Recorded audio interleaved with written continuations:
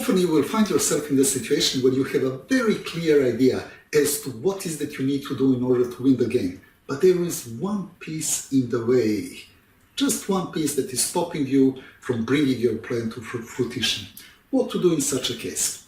Well, one thing that can help you is called deflection.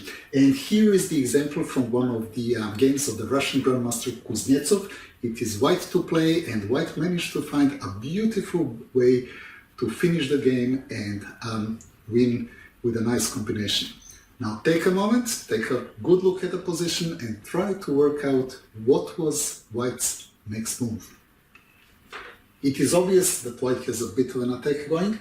The bishop on f6 is very nicely positioned. Without this pawn on h7, it would be possible to give the checkmate immediately, but at the moment it seems that black does have sufficient resources to hold the position together. So what did you come up with? If you came up with a move b4, then you were right. That's exactly the move that white played. Queen is the key piece holding black's position together. It controls the fifth rank, and by playing b4, white is deflecting the queen away from the action, deflecting the queen out of defending the king side. There are no squares for the queen to remain on the fifth rank, and so the only move for black is to take the pawn that is on offer. What to do now? Well, one important defensive piece has been removed out of action. But how to continue? White played a really beautiful move here, queen to h5. This queen is threatening checkmate in just one move. With white to play, white would simply take on h7 and deliver the checkmate. What can black do? Take the queen or play h6? There are no other possibilities.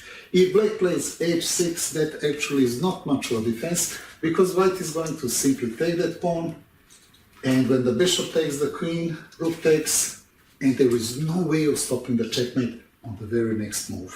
Rook to h8 is going to be the checkmate on the next move. So in order to try to defend,